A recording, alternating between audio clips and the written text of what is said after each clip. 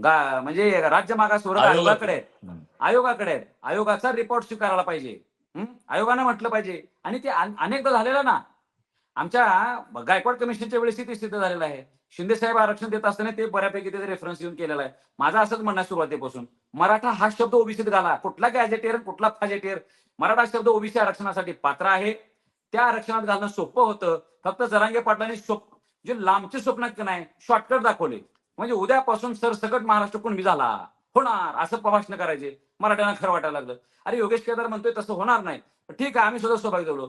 परत 1 वर्षाने आम्हाला जाणीव झाली, सगळे सोयरे घेतले की सगळा मराठा असं सांगायचं जरांगे पाटील. गेला आता मराठा आरक्षणामध्ये. त्यात आमचं 1 वर्ष गेला. आम्ही गेलो वाशीपर्यंत. वाशीत गेल्यावर ह्याने कागद हातात दिले. त्यावेळेस जरांगे पाटलाने आरोप ठेवला की जे 250 अभ्यासकांना 1.5 तास चर्चा केली. अहो 250 अभ्यासकांना 90 मिनिटात किती वेळ ह्याचा विचार केला नाही.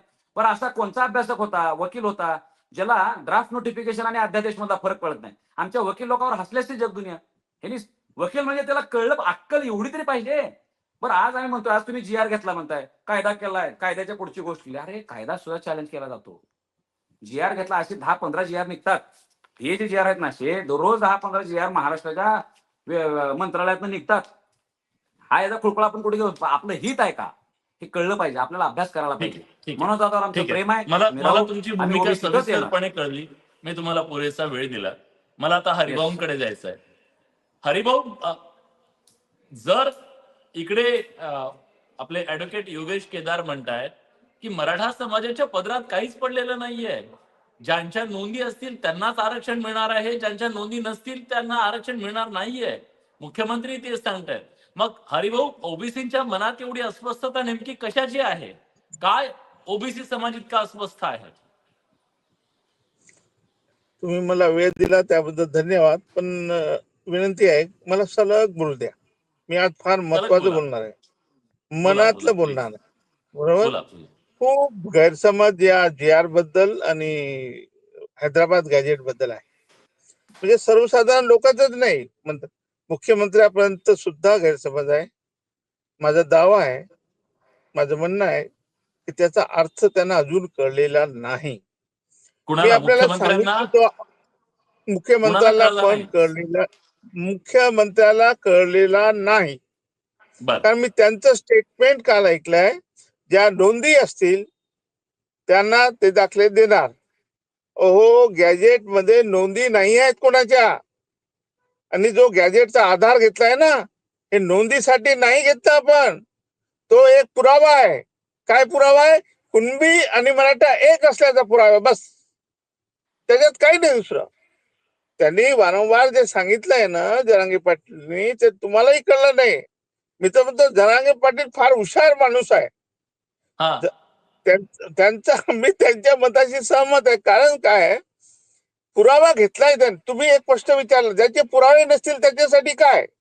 तर एका पत्रकाराने असंच विचारलं होतं परवा की साहेब, ज्यांच्या पुरावे नाही त्यांच्यासाठी आहे ना आपला हैदराबाद गॅजेट, ते कशासाठी आहे?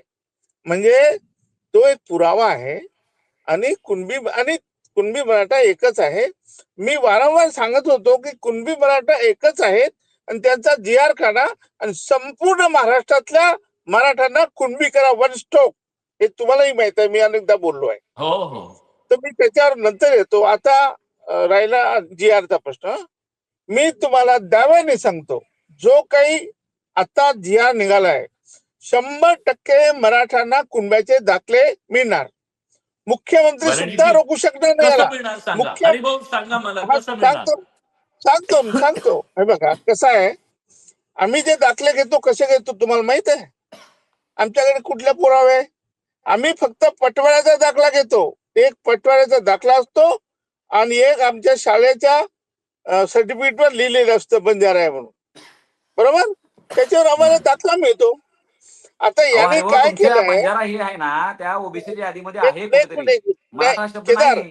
केदार, मी विनंती केली होती, मला सलग बोलू द्या. काय लोकांमध्ये लोकांना महत्वाची नाही, मी फार महत्वाची माहिती देणार आहे, फार महत्वाची. हे बघा याच्यात काय, एक समिती केलेली आहे. बरोबर. पटवारी आहे, ग्रामसेवक आहे आणि कृषी सहाय्यक आहे. त्याच्याकडे जायचं, त्याला म्हणायचं 1967च्या पूर्वी आम्ही शेतकरी होतो.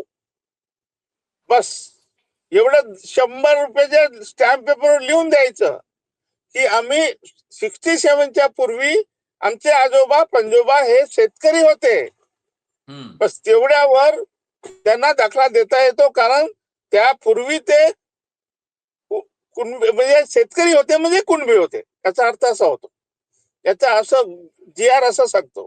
नाही तर 67चा पुरावा त्या म्हटलं हरिभाऊ प्लीज प्लीज प्लीज गैरसमज होऊ नये प्रेक्षकांचा म्हणून. मग नाही या नाही होणार. अर्थाने ज्या ब्राह्मण समाजाकडे शेती असेल, जो शेती कसत असेल, कोणी जाऊन देईल ना हरिभाऊ. नाही कोणी नाही, हे ओपन मध्ये नाही सगळे नाही देतील. नाही नाही नाही, फक्त जी आर मराठासाठी आहे. त्याचा विषय आहे का तुम्ही? फक्त मराठासाठी आहे, दुसऱ्यासाठी नाही आहे. कारण मराठा हे तत्सम आहे आपल्या कुणब्याचे. त्याचा तुम्ही विषय वाचा तुम्ही त्याचा. हैदराबाद गॅझेट नुसार मराठ्यांना कुणब्याचे दाखले मिळण्याची सुलभता व्हावी यासाठी जी आर येतो. त्याला एक मिनिट हरिभाऊ प्लीज थांबवतो परत एकदा थांबतो. 8,000 गाव आहे. 8,000 गावातल्या 1,500 गावांमध्ये काहीतरी नोंद आहे. 7,000 अशी गावं, जवळपास 6,500 गावं अशी आहेत. 6,500 ते 7,000च्या दरम्यानची 8,500 पैकी 7,000 गावात कोण? 8,500 पैकी 7,000 गाव आहेत. कुठलीही नोंद नाही. मला सांगा, त्या गावामधल्या लोकांनी उद्या जर शपथपत्र दिलं तर त्या शपथपत्राच्या आधारे त्यांना कुणबी म्हणून ओबीसीचं आरक्षण मिळेल का? कसं मिळेल जरा प्लीज समजून सांगा. 100% नोंदीची गरज नाही. हे उगीच नोंदीचं सोंग काढलाय, कुठली समिती नेमली, ते सगळं काही गरज नाही. हा जी आर काय म्हणतो, देवेंद्र फडणवीस खोटं बोलतात का? नाही, त्यांना कळलेलं, त्यांना गुमराह केलेलं आमच्या ताईवाडीने. ताईवाडी काय ओबीसी आहे ना, कुणबी आहे. त्याने काय सांगितलं, मी ते कसं कन्व्हिन्स करतात ते मी सांगतो. त्यांनी सांगितले, मुख्यमंत्री महोदय काय आहे, जे कुणबी आहे ना ते तर ओबीसीच आहे, मग त्यांना तर दाखला द्यावाच लागेल. मग धक्का कसा लागेल? ते तर ओबीसीच आहे ना. मग कुणबी आहे, ओबीसी आहे, त्यांच्याकडे दाखला आहे, मग त्यांना तर आपल्याला ओबीसी मध्ये टाकावं लागेल. मग धक्का कसा लागला? म्हणून ते म्हणतात की धक्का लागला नाही. दुसरं सरसकट, आता याच्यात नातेवाईकाचा एक ओळख घ्यायची का? मी ओळखतो, माझे नातेवाईक आहे. दुसरा सरसकट प्रश्न, छोटा प्रश्न आहे. समजा माझ्याकडे नोंदच नाही, माझ्याकडे सर्टिफिकेट नाही, मी म्हणेल की विलास फडे हे माझे नातेवाईक आहेत. सगळं ऐका का केदार? हो, नाही, एक मिनिट. जो मराठा आहे तो देणार नाही का केदार? मी तुम्हाला नंतर बोलतो. तुम्हाला माझं थोडं ऐका.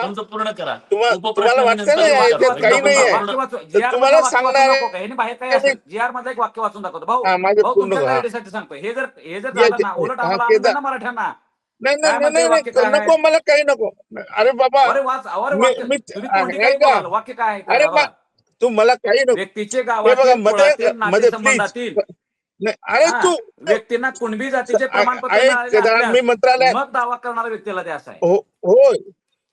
हो ना, मग असल्यास त्याचं झालं ना. म्हणजे अरे त्याला मिळालं तर सरसकट होईल ना. हे केदार, हे तुझं गैरसमज आहे. तू तर ती एक 5 मिनिट थांब प्लीज, मी सगळं सांगतो तुम्हाला. हे बघा, ज्या अर्थी 46 लाख की काहीतरी, मग तो शेपूट लाभत जाणार की नाही? मग काय येणं आहे का? तो जरांगे म्हणतात की 2 कोटीला मिळणार. अहो, आपल्यापेक्षा लय हुशार आहे ते जरांगे, आणि त्यामुळे ते म्हणतात आणि मिळणार. ऐका प्लीज. आता तुम्ही सांगतो, या जियाला चॅलेंज नाही, बिलकुल चॅलेंज नाही. कोणी याला रोखू शकत नाही. याला दाखला न मिळणार काही कारण, आणि समजा उद्या नाहीच मिळालं काही कारणास्तव, जरांगे उद्या येऊन याच्या बोकंडी बसतात. सोपं काम आहे का? सोपं आहे. समजा एखादा शब्द काय नाही, हे जर बघा नाही हे मिळालं बाजू तर दोन्ही मिळालं, बाजूने आम्हाला बोलू नका, अरे मिळालं दोन्ही नाही म्हणून बाजूने बोलू बोंबाला नका. नाही,